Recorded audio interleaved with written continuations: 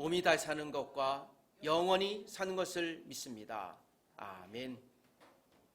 할렐루야. 예배 오신 여러분들 다시 한번 주의로 환영합니다. 크신 주께 영광 돌리며 나가십시다. 크신 주께 영광 돌리세. 하나님의 성에서 그의 거룩한 산에서 더가 높고 아름다워 온 세상의 기쁨. 시온산 큰 왕의 성일세. 할렐루야. Sing 할렐루야. Sing 할렐루야. Sing 할렐루야. 큰 왕의 성일세. 크신 주께 크신 주께 영광 돌리세. 하나님의 성에서 그의 거룩한 산에서 더가 높고 아름다워 온 세상의 기쁨. 저 북방에 있는 시온산 큰 왕의 성일세. 아멘. Sing 할렐루야. Sing 할렐루야. Sing 할렐루야. 큰 왕의 성이. Sing 할렐루야. Sing 할렐루야. Sing 할렐루야. Sing 할렐루야. 큰 왕의 성이세. Sing 할렐루야. Sing 할렐루야. Sing 할렐루야. Sing 할렐루야. 큰 왕의 성일세. 할렐루야. 위대하신 우리 하나님 아버지, 그의 이름을 이 시간 더 높여드리기를 소원합니다. 이 시간 주간 도구 합심 기도를 낭독하며 우리 합심하여 기도하십시다. 같이 낭독하며 기도합니다. 주여, 우리 교회의 소중한 가족 한 분마다 주님의 따스한 사랑 안에 거하게 하소서. 주여, 광운대학교 CCC 김혜성 간사님의 사역 후원이 잘 채워지고 여름방학 사역을 인도하소서. 주여, 세례교육 중인 최은주 사모님과 속힘자매님이 주님을 말씀으로 깊이 만나게 하소서. 주여, 오늘 예배하는 우리 가족들이 하나님 말씀으로 힘을 얻어 한 주간 담대히 승리하게 하소서. 예수님의 이름으로 기도합니다. 아멘. 이 시간 우리 예배를 대표해서 최은주 사모님이 기도해 주시겠습니다. 다 같이 기도하십시다.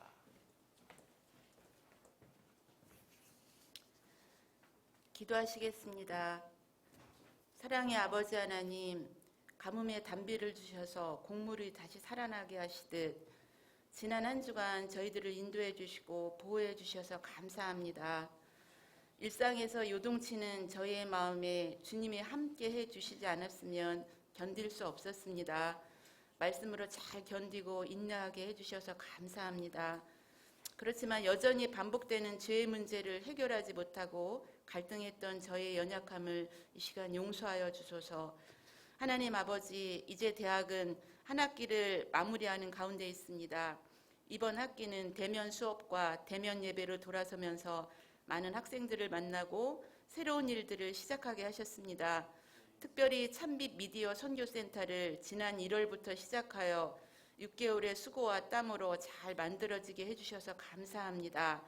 이 찬빛 미디어 선교센터에 좋은 콘텐츠와 아이디어가 개발되어서 이 캠퍼스 선교에 귀하게 사용되게 하여 주옵소서.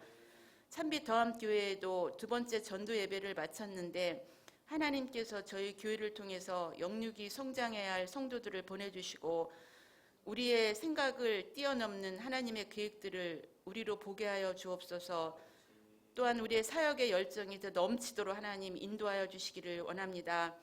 하나님 아버지, 하나님께서 해결해 주셔야만 될 문제 앞에서 씨름하며 간절히 기도하는 교회 성도님들을 기억해 주셔서 그들의 기도가 승리로 마치는 기적 같은 일들을 보게 하시고 지치지 않는 믿음을 더하여 주시옵소서. 또 러시아와 우크라이나 전쟁이 속히 종식되어서 무고하게 죽어가는 사람들이 더 이상 없게 하시고 또 고물가로 세계 경제가 휘청이는 가운데 있습니다. 또한 끝나지 않은 코로나 상황은 3년여 지속되면서 끝을 예상할 수 없는 이 현실 앞에서 우리에게 더욱더 하나님의 위로와 평화가 모두에게 임하게 하여 주시고 이때 믿음의 줄을 더 잘 잡을 수 있도록 주께서 늘 동행하여 주시기를 원합니다. 하나님 아버지, 우리가 돕고 있는 선교사님들의 안전과 사역을 지켜주옵소서. 어떤 상황과 형편에 있든지 그들이 밟고 서 있는 그 땅에서 최선으로 하나님의 마음을 품고 영혼들을 섬기게 하시고 하나님의 복음의 지경이 넓혀지는 역사가 있게 하소서. 하나님 아버지, 오늘도 저희가 겸손하게 하나님의 말씀을 들을 수 있도록 인도하여 주시옵소서.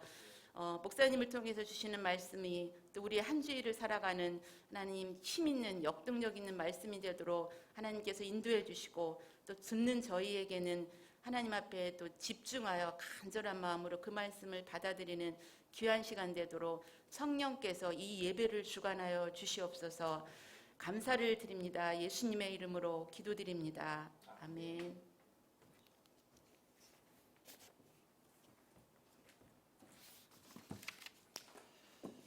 네, 감사합니다. 몇 가지 안내 말씀 같이 공동체 소식으로 나눕니다. 오늘 기도해 주셨는데요. 참빛 미디어 선교 센터가 지난주에 공사가 또 마무리되고 오픈이 되었습니다. 기도해 주시고 또 후원해 주셨던 분들 계시고 또 사역으로 함께 하셨던 분들이 있습니다. 많이 또 기도해 주시고 유튜브에 참빛 미디어 선교라고 검색해 주시면 우리 올려진 영상 볼 수 있으니 또 여러분들이 관심 갖고 참여해 주시고 또 응원해 주시기를 부탁드립니다. 자, 우리 앞뒤로 한번 서로 눈인사 하지요. 여러분 잘 오셨습니다. 예, 사랑합니다. 잘 오셨습니다. 네, 고맙습니다. 자, 우리에게 주시는 말씀 오늘 같이 읽도록 하겠습니다. 주시는 말씀은 로마서 14장 1절에서 9절까지 있는 말씀입니다. 한 절씩 나누어 교독하고 마지막 절은 같이 읽습니다. 로마서 14장 1절에서 9절 말씀입니다. 한 절씩 나누어 교독합니다. 14장 1절, 제가 먼저 읽기 시작합니다. 믿음이 연약한 자를 너희가 받되 그의 의견을 비판하지 말라. 어떤 사람은 모든 것을 먹을 만한 믿음이 있고 믿음이 연약한 자는 채소만 먹느니라. 먹는 자는 먹지 않는 자를 업신여기지 말고 먹지 않는 자는 먹는 자를 비판하지 말라. 이는 하나님이 그를 받으셨음이라. 남의 하인을 비판하는 너는 누구냐? 그가 서 있는 것이나 넘어지는 것이 자기 주인에게 있음에 그가 세움을 받으리니 이는 그를 세우시는 권능이 주께 있음이라. 어떤 사람은 이 날을 저날보다 낮게 여기고 어떤 사람은 모든 날을 같게 여기나니 각각 자기 마음으로 확정할지니라. 나를 중히 여기는 자도 주를 위하여 중히 여기고 먹는 자도 주를 위하여 먹으니 이는 하나님께 감사하며 먹지 않는 자도 주를 위하여 먹지 아니하며 하나님께 감사하느니라. 우리 중에 누구든지 자기를 위하여 사는 자가 없고 자기를 위하여 죽는 자도 없도다. 우리가 살아도 주를 위하여 살고 죽어도 주를 위하여 죽나니 그러므로 사나 죽으나 우리가 주의 것이로다. 다 같이 이를 위하여 그리스도께서 죽었다가 다시 살아나셨으니 곧 죽은 자와 산 자의 주가 되려 하심이라. 아멘. 할렐루야. 주의 말씀이 우리의 능력과 은혜의 말씀 될 것을 믿습니다. 화장의 이 화자가 아름다울 화자입니다. 그래서 치장한다는 것이죠. 요즘에는 우리가 젊은 남성들도 이 화장을 당연히 하죠. 이제 화장이라고 하는 것은 굳이 어떤 남녀의 그 전유물이 아니라 모든 사람들이 하는 하나의 전리품이 됐습니다. 그 화장의 주요 이슈는 그것입니다. 아름답게 꾸미는 것입니다. 질문해 보죠. 화장을 하는 것은 나에게 보이기 위함입니까? 다른 사람에게 보이기 위함입니까? 자, 치장하는 것은 다른 사람을 위한 것이고요. 화장은 다른 사람을 위한 배려입니다. 그러니까 아름답게 꾸미는 모든 것이라고 얘기할 수 있겠죠. 오늘 메시지를 저도 화장을 하고 치장을 한 것이죠. 넥타이를 메고 격식을 차리는 것이죠. 격식을 차려야 하는 것은 나를 위한 것이 아니라 다른 사람들을 위한 배려이고, 이것은 우리가 살아가는데 굉장히 중요한 기본 에티켓이라고 볼 수 있습니다. 제가 80년대 교회에서 대학 생활할 때 아직도 그 형제가 잊혀지지 않습니다. 저하고 거의 나이가 비슷했는데요. 누군가 전도해갖고 왔어요. 그런데 주일 예배 참석하자마자 사람들의 관심이 한 400여 명의 성도가. 왜냐하면 그 당시에 그 형제가 머리를 뒤로 이렇게 쭉 길게. 그러니까 사람들이 그 당시에 80년대니까 편하게 보지 않았던 것 같아요. 근데 나중에 개인적으로 교제를 해보니까 그래요. 여러 교회를 다녔는데 자기가 이 머리를 닦는 것에 대해서 얼마나 사람들이 괄세하고 이 눈으로 경멸하고 너무 상처가 돼서 교회 안 나왔다가 이번에 다시 나오게 됐다고. 여지없이 사람들이 눈으로 스캔하는 거 있잖아요. 처음 오면 이렇게 쳐다보고 있지만 어떤 분은 대놓고 교회 나오면 그런 치장은 안 좋아 하면서 대놓고 이야기하기도 하고요. 안타깝게도 2달 만에 이제 그 형제가 교회를 떠났던 것은 이제 제 아주 선명한 기억을 갖고 있습니다. 그래서 아주 머리 딴 그 형제, 키도 아주 크고 멋있었는데요. 지금 생각해 보니 우리가 문화가 굉장히 받아들이기 어렵긴 했지만 복음이라는 관점에서 보면 굉장히 무례하게 행했다라는 생각을 해봅니다. 그냥 내가 갖고 있는 습관이나 삶의 스토리, 그건 내 문화일 수 있는데 그것을 상대방을 너무 배려를 안 했다. 한 분 한 분들이 귀하다고 여겼다면 누구든지 예배당에 오시고 교회에 오실 때 각각의 사연, 그들이 갖고 있는 삶의 정황을 함부로 판단하지 말아야 되겠다라는 저에게는 굉장히 결심이 됐습니다. 자, 오늘 본문에 있는 로마서 또한 1절에 비판이라는 날카로운 말로 우리들에게 메시지해 주고 있습니다.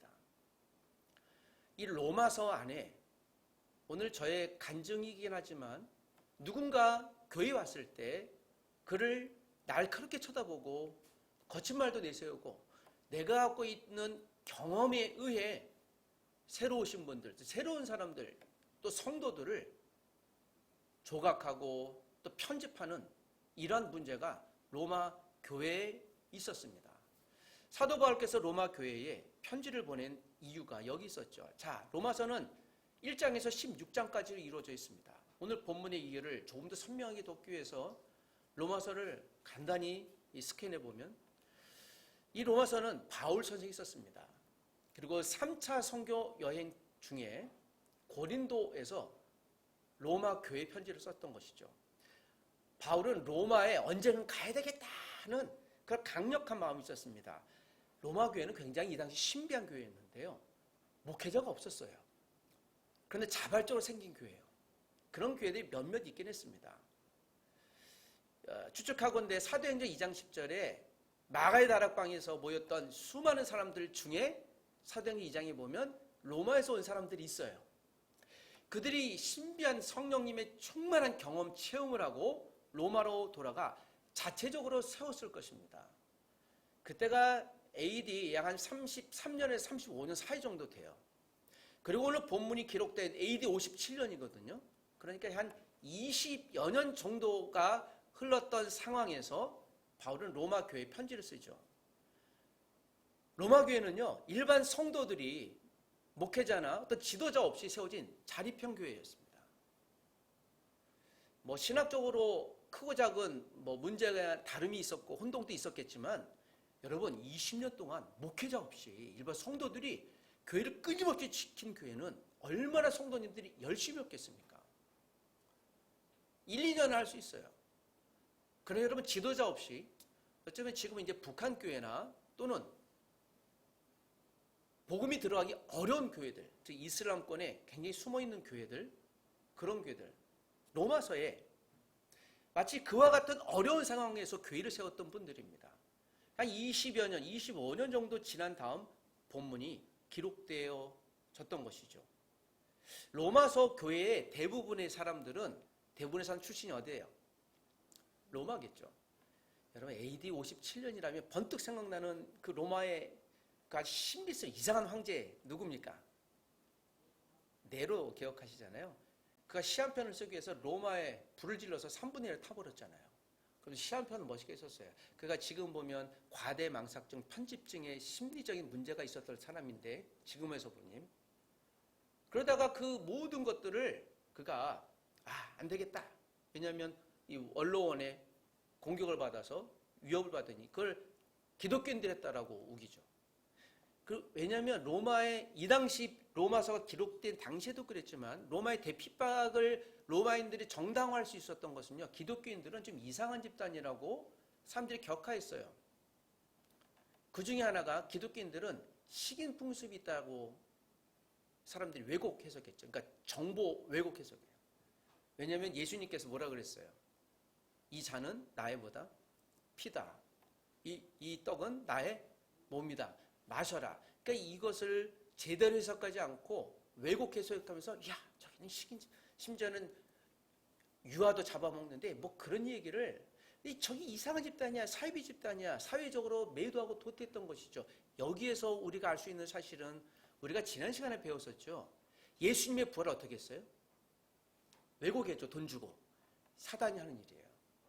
다 블랙머니를 주고 복음을, 말씀을 왜곡하려고 하는 경향성. 자, 로마로 다시 돌아가. 이 로마서에 그러한 상황 가운데 있었던, 그래서 교회를 다니고 예수를 믿는다는 것이 그렇게 녹록지 않았던, 여러분 이 당시 로마 교회 교당은 없었어요? 그냥 가정교회였습니다. 그게 교회라고 일컬어지는 거예요. 그랬던 그들이, 로마 교회 성도들이, 즉 이방인으로서 로마 안에 있던 사람들이 대부분 예수를 믿게 됐어요. 그러니까 유대인 아니야. 그 중에 몇몇은 유대인 출신들이 그쪽에 가게 됐고, 유대인 출신으로 주님을 믿게 된 사람들이 있었습니다. 예나 지금이나 목소리 큰 사람이 이기는 것 같아요. 유대인 출신 그리스도인들은, 유대인들은 할례를 받아야 한다고 얘기를 하고, 또 절기를 지켜야 한다고 얘기를 하면서 이들을 압박했던 것 같아요. 이제 갓 그리스도인이, 유대인으로 그리스도인이 된 사람들은 이런 역사적인 지식이 아무래도 부족했을 것 같은데, 이 몇몇 때는 극소수 좀 악단 것 같은, 최소한 이 본문에 의하면 그들이 유대인으로, 이방인으로서 유대인이 된 사람들과 다툼이 생겼던 것 같아요. 그래서 사도행전 로마서 1장부터 16장까지가 계속 이런 문제들로, 문제 해결에 대한 이야기를 나누고 있는 것입니다. 그리고 함부로 얘기했죠. 여러분, 믿음이 약한 자들이 있고 경건자들이 있습니다. 오늘 이 본문에 있는 말씀은 이제 갓 예수를 믿고 유대인 출신은 아니었지만 주로 이방인에 대한 1차 수신자의 대상으로 로마서를 쓴 바울의 심정으로 다시 여러분께 이 본문을 말씀드리면, 이제 갓 교인이 되고 성도가 되고, 그러나 20여 년 동안 나름대로 자립해서 복음을 지켰던 믿음의 열심은 있지만 하나님의 말씀을 왜곡 또는 잘못 해석했던 이들이 그것을 수정하지 않음으로 인하여 교회에 들어오신 많은 분들을 상처를 주고 쉽게 판단했던 것에 대한 바울의 메시지였습니다. 바울은 이 메시지가 선명하게 필요했어요. 지금 고린도와 로마는 그렇게 멀지 않은 도시였거든요. 그래서 빨리 내가 고린도, 즉 3차 전도 여행을 마무리하기 전에 빨리 편지를 써야 되겠다. 한 번 더 가보자 하는 교회지만, 놀랍게 사도행전 16장에 보면 로마 교회에 있는 어떤 사람들에 대한 상황을 편지를 써요. 이름도 호명하면서. 가보진 않았지만 수시로 정보를 나누고, 그래서 친밀했던 교회였던 것이죠. 자, 믿음이 연약한 성도들. 그래서 14장 1절에 믿음이 연약한 자를 너희가 받되 그의 의견을 비판하지 말라라고 하면 14장을 시작합니다. 믿음이 연약한 성도들을 배려하기 위해 교회가 가져야 할 태도는 무엇인가? 오늘 사도 바울은 연약한 믿음을 갖고 있는 분들에 대한 교회의 태도에 대해서 강력하게 하나님의 기준을 말씀해 주고 있습니다. 자, 그들은 어떤 자여야 할까요? 자, 3절, 4절 본문의 핵심 키 구절이기도 합니다. 3절, 4절만 읽어보겠습니다. 더 시작. 먹는 자는 먹지 않는 자를 없인 여기지 말고 먹지 않는 자는 먹는 자를 비판하지 말라. 이는 하나님이 그를 받으셨습니다. 남의 아인을 비판하는 너는 누구냐? 그가 서 있는 것이나 넘어지는 것이 자기 주인에게 있음에 그가 세움을 받으리니 이는 그를 세우시는 권능이 주께 있습니다. 5절 6절에 보면 어떤 사람은 이 날을 저날보다 낮게 여기고 어떤 사람은 모든 날을 같게 여기나니 각각 자기 마음으로 확정할지니라. 나를 중히 여기는 자도 주를 위하여 중히 여기고 먹는 자도 주를 위하여 먹으니 이는 하나님께 감사하며 먹지 않는 자도 주를 위하여 먹지 아니하며 하나님께 감사하느니라. 자, 비판에 대한 이야기를 하면서요, 먹는 이야기를 끄집어냅니다. 먹는 것. 자, 먹는 것이라는 것은 어떤 의미일까요? 유대인들, 이 로마라는 곳을 보면 로마는 여러 가지 잡다한 음식이 많았죠. 뭐 고린도나 또는 데살로니가나 아덴도 그랬지만 특별히 돼지고기가 시장에 제사 음식으로 나오면서 어떻게 해요? 유대인들은 율법에 의해 돼지고기를 부정해서 안 먹지요. 그런데 시장에 나와요. 근데 이것을 먹는 분들이 있었죠. 여러분, 로마에 거주했던 원래 인들은 그리스도인이 아니었을 때 그걸 즐겨 먹었죠. 그런데 그것을 유대인들이 우리 유대인 출신 그리스도인 유대인은 안 먹어 라고 하면서 먹는 것에 대한 크고 작은 이야기가 있었던 것 같아요. 이건 이제 비판하기 나름이죠. 여러분, 돼지고기를 지금 이 시대에 먹어야 됩니까? 말아야 됩니까? 없어서 못 먹을 뿐이죠. 제가 존경하고 사랑했던 손치호 목사님 계신데, 고 손치호 목사님이, 그분이 그런 이야기가, 제가 어렸을 때 여전히 나요. 제가 어렸을 때부터 선지를 너무 좋아했거든요. 근데 그분이 본인은 선지는 안 먹는데요. 왜냐하면 자기는 구약의 율법이 이렇게 지켜야 한다고, 목회자는.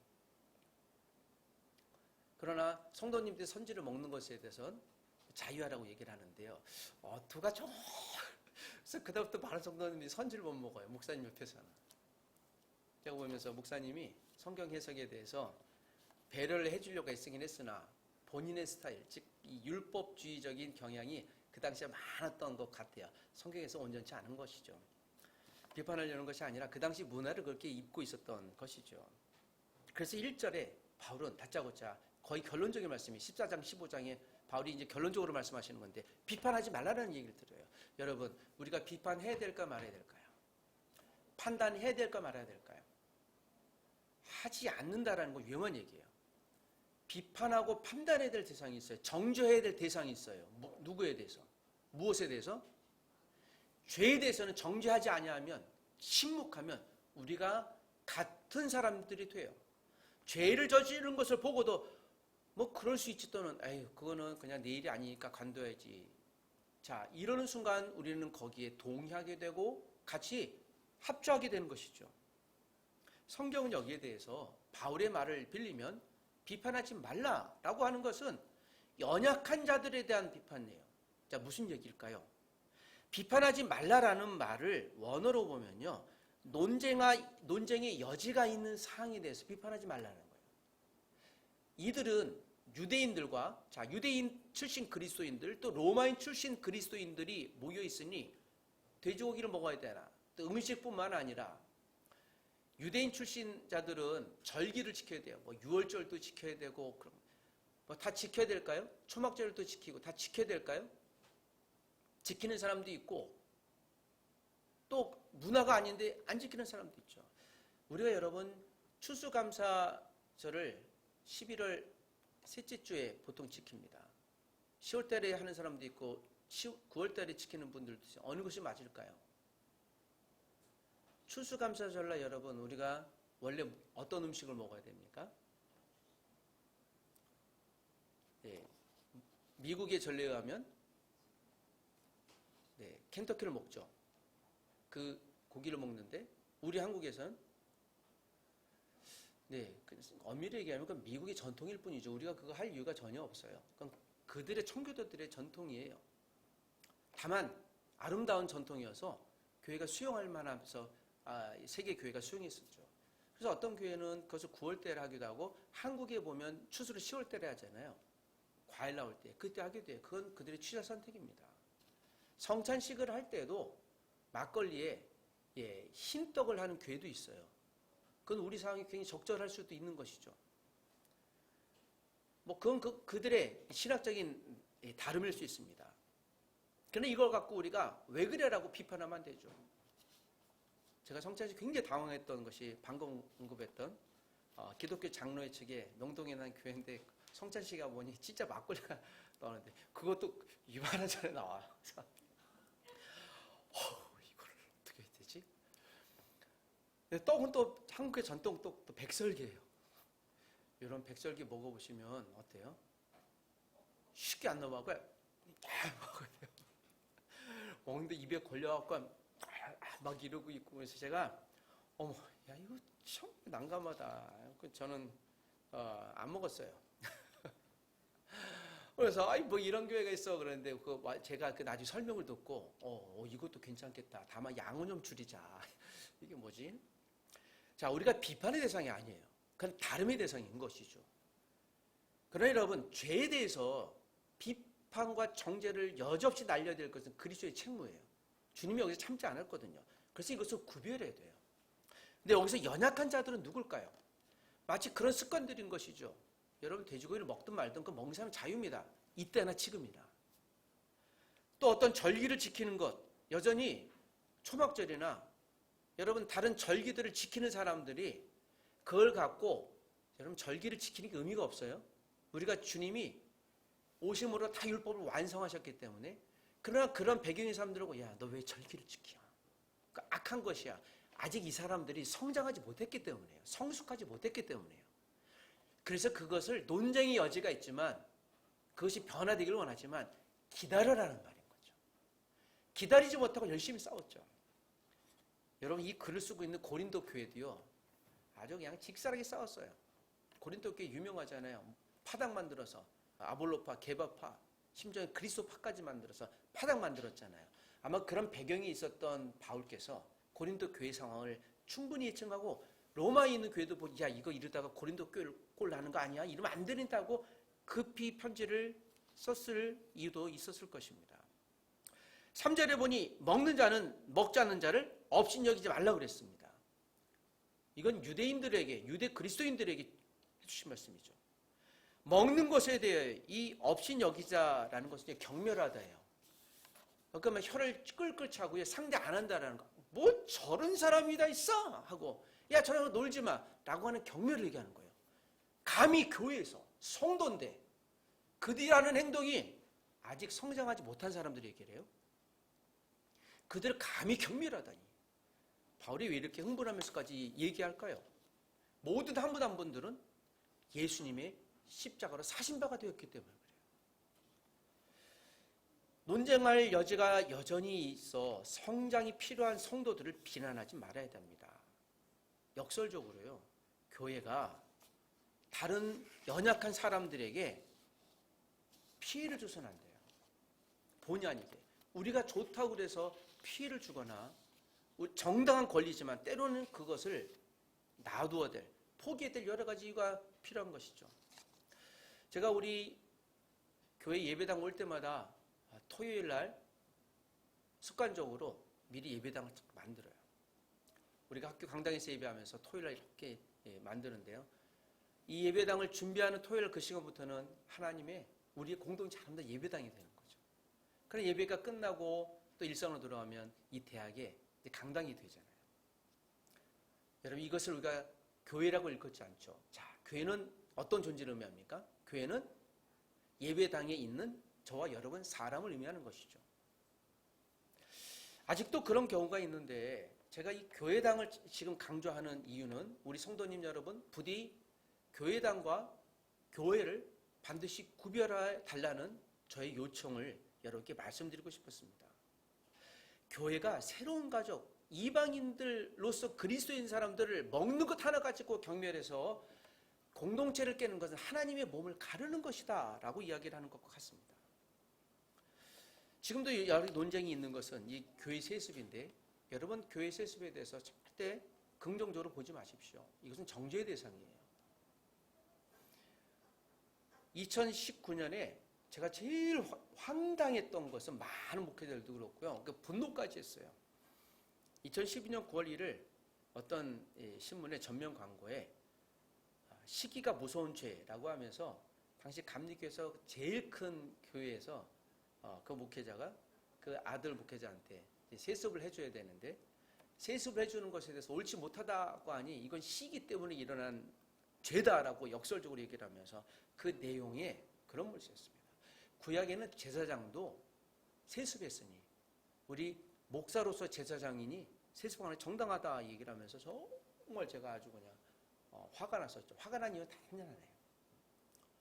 어떻게 이렇게 무지한 목회자가 사람들을 가르쳤을까, 성도들을. 뭐 그분들이 세습하고 안 하고는 그래서 망하고 말건 그분들의 그릇의 몫이고, 야 어디 자신을 구약의 제사장지라고 생각하지. 그래서 제가 아시는 목사님하고 아주 열변을 통하고, 이런 무지하고 무식하신 분이 우리는 무식한 목사가 되지 맙시다, 뭐 결의를 다졌다는 것이었습니다. 여러분 이것이 왜 문제일까요? 구약에 여러분 목사가 제사장이라고 생각한다면 여러분은 성도님들은 무엇이 되죠? 여러분들 제사장이에요. 대제사장은 예수님이시고 우리 모두가 다 제사장이에요. 구약의 제사장이 목회자만 된다면은 여러분 구약의 율법이 그대로 유효한 거예요. 율법이 유효하다라는 것은요, 예수님이 십자가 죽음을 부정하는 데까지 가는 거예요. 이 십자가 부정하는 것에 대해서 우리가 분노한 거예요. 이건 말이 안 돼. 근데 어떻게 이 부정한 것에 대해서 동의하시는 분들은 뭐지? 여러 가지 생각이 됐습니다. 그래서 좀 정확히 얘기하면 교회가 갖고 있는 재정 돈에 대해서 그것 때문에 세습하는 거죠. 좀 정직할 필요성이 있는 것이죠. 우리가 그래서는 안 되겠죠. 그리고 저도 그래서는 안 되고요. 혹시 제가 지금은 뭐 아들은 없지만 세습을 한다거나, 그래서 요새는 편법도 생기죠. 사위에게 세습하거나 아래 목회자들이 서로의 이 상대방의 아들에게 기회를 나눠주거나. 그래서 사람들의 머리는 이렇게 비상하구나. 사위에게 어떻게, 여러분 이건 말도 안 되는 거잖아요. 제가 그래서 그런 교회는 죄송한데 탈출하시는 게 낫겠다. 엑소더스 하십시오 라고 이야기합니다. 왜냐하면 그 교회로서의 가치를 상실한 교회이기 때문에 그래요. 이 문제는 용납할 문제가 아니에요. 교회가 성장하고 안 성장하고 하등 관계가 없어요. 그래도 그 자녀가 세습하면 교회가 안정화되지 않아요? 여러분 교회를 안정화시키는 건 누가 안정화시켜주는 거죠? 그리고 또 한 가지, 교회가 안정화하기 위해 존재하나요? 이 목적을 정말 상실한 것이죠. 불협화라는 게 아니에요. 오늘 이 사도행전 이후부터 시작된 모든 교회는 그러므로 건물 자체도 없었고, 바울은 여기에 대해서 로마서에서 굉장히 불편하게 얘기를 해요. 보이는 건물이 아니라, 보이는 것이 아니라 보이지 않는 그 하나님 한 분 한 분들이, 그래서 우리의 몸은, 우리의 자녀는 나의 자녀가 아니라 누구의 자녀입니까? 하나님의 자녀가 함부로 대하면 안 돼요. 나에게서 났지만 이 영혼은 누구의 영혼이에요? 그래서 부모는 자녀를 위한 섬김의 통로로 보내준 거잖아요. 내가 지시하고 강압하고 명령할 존재가 아니라 섬김의 존재라고 하나님이 우리에게 보내주신 것이죠. 우리 부모님은요, 자녀가 하나님 아버지처럼 섬겨야 될 대상이에요. 자녀들은 부모님들의 말씀에 이렇게 순종해야 되는 거예요. 이것이 에베소서에 있는 거죠. 부모와 자녀가 서로 존중하고, 이것이 주의 공동체다. 그래서 가정이 교회예요. 예배당이에요. 그리고 이 자리에 모인 우리도 그런 분들인 거죠. 오늘 우리가 세례를 또 위해서 우리 속힘 자매님이 말씀을 배우는데 우리가 계속 기도하고 있잖아요. 세례식이라고 하는 식을 위해 기도하는 게 아니라 그 한 분 한 분이 정말 주의 말씀으로 주의 자녀가 됐으면 좋겠다. 그 영혼에 대한 갈급함을 이렇게 기도하는 거예요. 굉장히 중요한 일인 거죠. 한 분 한 분이 정말 주의 자녀가 될까 긴장하면서 존귀하게 여기면서요. 그것이 마땅한 거예요. 우리가 해야 될 일인 것이죠. 여기 계신 모든 분들, 우리 여기 있는 레아처럼 또 하나처럼 초등학생이나 관계없이 모든 분들이 한 분 한 분들을 위해서 우리가 마음이 혹시 어려움이 없고 상처되지 않도록 우리가 배려하고 그렇게 해야 되는 것이죠. 여러분, 그렇다고 해서 왜곡된 일에 대해서 잘한다라고 얘기하는 게 아니에요. 때론 기다리고 성장하고 성숙할 때까지 인내해야 될 필요성이 있죠. 쉽지는 않습니다. 아까 서두에 얘기했던 그 머리 딴 형제, 80년대에 머리를 길게 딴 남성을 보면 좀 이상하게 생각했을 거잖아요. 그때는 교회에서 기타 치면요, 장로님들이 저 같은 청년들 보고요, 예, 마귀 새끼라고 그랬어요. 제가 그거 갖고 기타 치면 그 당시 그랬거든요. 그래서 저는 이제 마귀 새끼 출신입니다. 그러니까 익숙치 않은 거죠. 교회에서 박수 치는 것도 하고요, 딱 간을 알아서요. 누가 얘기하지도 않았는데 이쪽은 남자 성도님 앉고 이쪽은 여자 성도님 앉았고요. 새로 오신 분이 저쪽에 앉으면요, 잘못 왔다고 막 혼내고 여기 아니냐고 이쪽으로 가세요 하고요. 70년대 제 기억에도 흰 커튼을 딱 뒀어요. 이렇게 서로 못 보게 교회. 80년대 없어졌던 걸 기억나요. 여러분, 믿음이 연약한 성도들을 배려하기 위한 교회의 태도. 자, 두 번째 태도는 결론적인 말씀과 같습니다. 7절, 8절, 9절 마지막 결론으로 같이 읽어보겠습니다. 시작. 우리 중에 누구든지 자기를 위하여 사는 자가 없고 자기를 위하여 죽는 자도 없도다. 우리가 살아도 주를 위하여 살고 죽어도 주를 위하여 죽나니 그러므로 사나 죽으나 우리가 주의 것이로다. 이를 위하여 그리스도께서 죽었다가 다시 살아나셨으니 곧 죽은 자와 산 자의 주가 되려 하심이라. 바울 사도께서는 비록 네로 황제의 그 극악목독한 핍박을 곧 몇 년, 7년 정도 앞에 두고 로마서를 쓰면서 자, 이제 곧 다가올 어마어마한 핍박을 대비하기 위하여 이 로마서는 이 로마 교회 성도들이 한마음이 되고 경건한 마음으로 있어야 한다. 그리고 감사하게도 로마서 이후에 로마 교회는요, 더욱더 견고하고 단단한 교회로 세워졌습니다. 로마서가 정말 적절하게 필요했던 것이죠. 기록에 하면요, 여러분, 사람들을 로마에서 그리스도인을 죽일 때요, 말하기도 굉장히 사실 불편한 얘기인데요, 살아있는 사람을 콜로세움에서 창으로요, 이 밑에 여기서부터 여기까지 해서 횃불을 만들었어요. 이렇게 둘레. 그리고 사람 타는 냄새를 보고요, 그들이 술 취하면서 좋아했다라고 기록에 남겨져 있어요. 사람을 산채로 톱으로 썰고, 이게 인간이 할 수 없는 모든 일을 로마 콜로세움에서 행했던 거예요. 이게 악당 중에 악당. 어떻게 사람이 저런 일을 저질 수가 있지? 살아있는 사람을 산채로 동물의 피, 또 양의 가죽을 입히고요, 한 달 동안 굶긴 사자 우리를 펼쳐냈어요.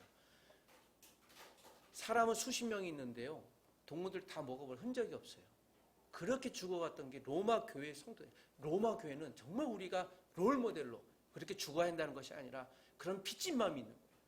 그러면서 초대교회가 하나님의 교회를 든든히 서가는, 그래서 로마 교회가 중요한 거예요. 단순히 비판은 날카롭게 하라 하지 말라가 아니라 앞으로 다가올 미래의 핍박을 맞는 하나님의 말씀 능력이기 때문에 그래요. 그러면서 주님은 바울을 통해 결론적인 말씀이잖아요. 우리 중에 누구든지 나를 위하여 사는 자가 없고 자기를 위하여 죽는 자도 없다. 그렇다면 살아도 누구를 위하여? 주를 위하여. 죽어도 주를 위하여 죽나니 사나 죽으나 우리가 누구의 것입니까? 주님의 것입니다. 하나님이 교회를 세우시면 살면 되고요, 문을 닫으면 작기로 작정하셨으면 닫으면 되는 거예요. 어떤 성도님이 암 사기로 고생하던 중에 주님 살려주세요. 그럴 때 주님이 그런 음성을 그분에게 주셔서 한 방송에서 간증하셨다고 한 것을 들었어요. 제가 이것이 굉장히 또 하나의 기준점이 됐어요. 그래, 주님이 뭐라고 얘기하셨냐면, 야, 내가 너를 내 옆에 두고 싶어. 좀 빨리 천국에 데려가려고 하는데 너가 살려달라고 얘기하니 참 난감하다. 좀 죽어주면 안 되겠니? 그게 그분에게 주시는 메시지였어요. 자기 기도하는데. 그러면서 이분이 자기는 살려고 기도했는데 하나님은 더 좋은 내게 도우라. 그때부터는 살려달라고 얘기하지 않고요, 하나님 적절한 때에 살더라고 해주세요. 제가 그 방송을 운전하면서 들었는데요, 얘는 죽기를 작정한 것이 아니라 하나님이 때로는 어떤 성도의 죽음도 귀하게 여길 수 있다는 것이죠. 그러나 여러분, 살려고 발버둥 치십시오. 그러나 주님이 데려가신다고 하면 우리의 몸을 주께 맡겨드리기도 하셔야 될 줄 믿습니다.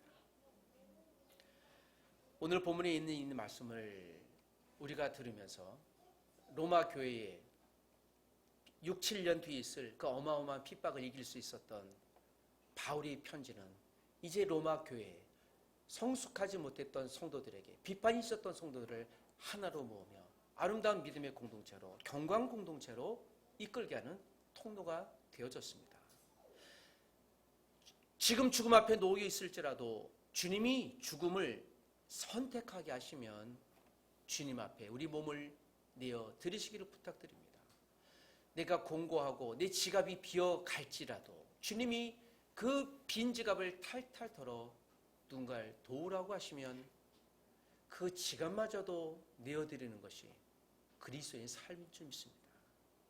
주님이 다시 채워주실 수 있기 때문이죠. 사나 죽으나 우리 모두가 주의 것입니다.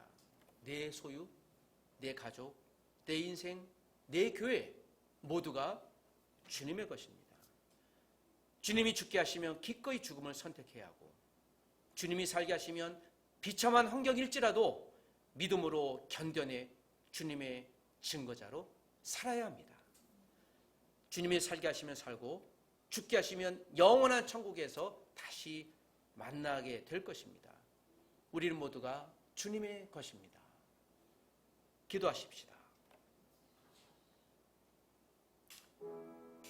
하나님 아버지, 핍박이 곧 앞에 있을 로마 교회 성도들에게 바울을 통해 주신 이 말씀을 이제는 나의 말씀, 우리의 말씀으로 붙듭니다. 때로는 살려고 발버둥 칠 수 있는 에너지도 주시되, 나의 죽음마저도, 나의 포기마저도 하나님 은혜의 통로가 될 수 있음을 믿게 하여 주시옵소서. 연약한 저를 지켜봐 주시고 격려해 주시고 기다려 주셔서 지금까지 성장하게 하시고 성숙한 주님의 자녀가 되게 하신 주님을 찬양합니다. 교회가 연약한 성도들이 믿음의 성장을 이루도록 기다리는 공동체가 되게 도와주옵소서. 성도의 삶의 시작과 마침은 주님의 주권 안에 있다는 사실을 인정하는 공동체 되게 도와주옵소서. 욕심보다 겸손을, 요구보다 섬김을, 욕망보다 절제를 앞서는 교회가 되게 도와주옵소서. 나를 위해 십자가를 지신 주님을 따르고 삶의 모범으로 삼는 교회 되게 하여 주시옵소서. 예수님의 이름으로 기도합니다. 아멘. 지금은 우리 주 예수 그리스도의 은혜와 하나님의 사랑과 성령님의 크신 은혜가 연약하고 부족한 성도를 위하여 때로는 기다릴 줄 알고 그들을 품고 그들의 위치에 서서 함께 기다려줄 줄 아는, 그렇게 되기를 원하는 믿음의 가족들 위해, 또한 성장이 필요하고 성숙이 필요한 가족들이 주의 말씀에 따라 매일마다 매주일마다 성숙하고 성장하여 장성한 분량에 이르기를 원하는, 그리하여 기도하는 모든 주님의 사람들을 위해 이 땅의 모든 교회, 특별히 북한 땅에 있는 15만 되는 숨어 있으나 믿음을 견고히 지키는 우리의 가족들 위해 하나님의 은혜와 사랑이 영원토록 함께 있을지어다. 아멘.